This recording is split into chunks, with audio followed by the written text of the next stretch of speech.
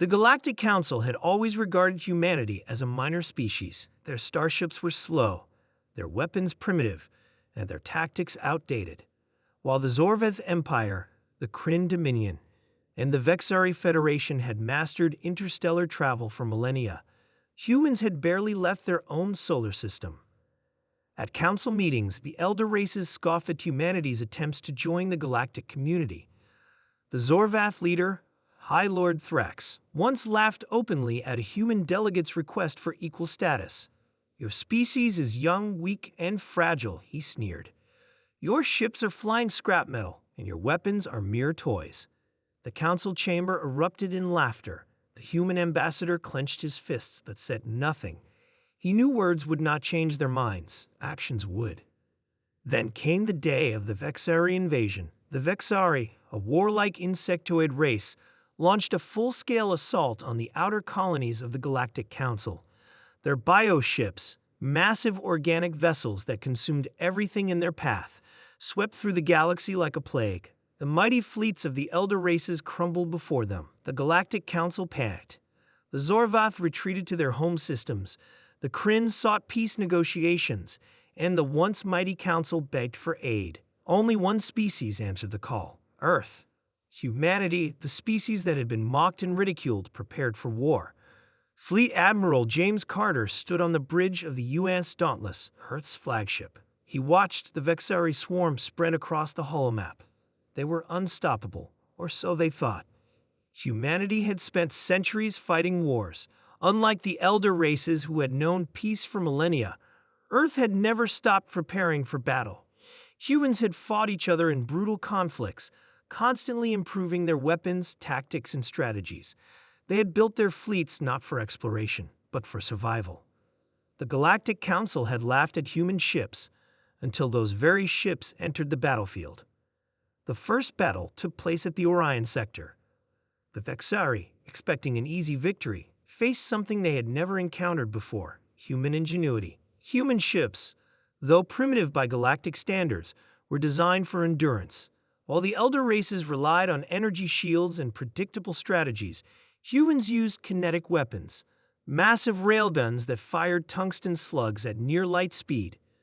The Vexari shields, designed to deflect energy weapons, were useless against solid projectiles. The first Vexari bioship exploded in a ball of fire as a human railgun slug tore through its organic hull.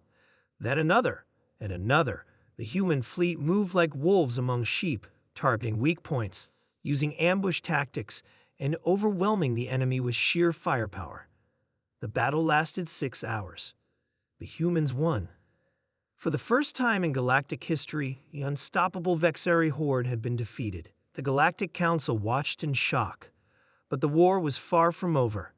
The Vexari, though wounded, refused to back down. In response, they unleashed a second wave, even larger than before. They adapted, reinforcing their bioships with exoskeletal plating, making them resistant to railgun rounds.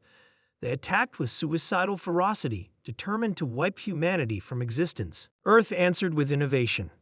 Human engineers worked day and night to develop new weapons: Gauss cannons, magnetic mines, and AI-assisted combat drones were deployed. The battlefields expanded beyond space. Cyber warfare crippled Vexari communications, disrupting their coordination. On planetary surfaces, human shock troops, clad in exosuits, fought with unmatched determination.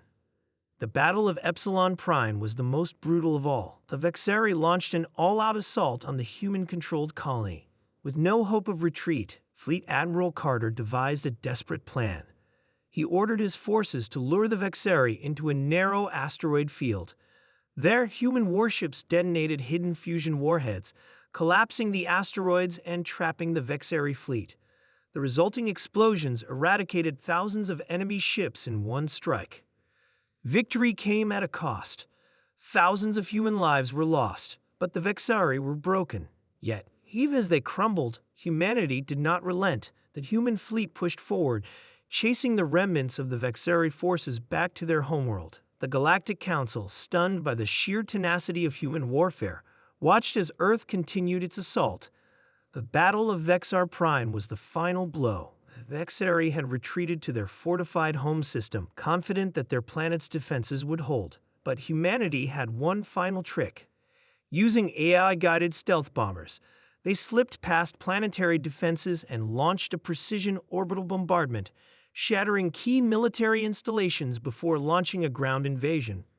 For weeks, human marines and exosuit soldiers fought in the dense, hostile jungles of Vexar Prime. The Vexari fought with desperation, but humanity had already won. Their forces were too broken, their morale shattered. The final Vexari queen surrendered. The war was over. The Galactic Council, once filled with arrogance, now looked at humanity with newfound respect and fear.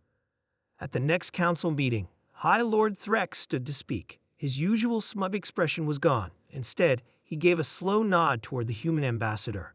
"We were wrong," he admitted. "Your ships, your weapons, your tactics, they are not primitive. They are terrifying." Humanity had not just joined the galactic community. They had conquered it.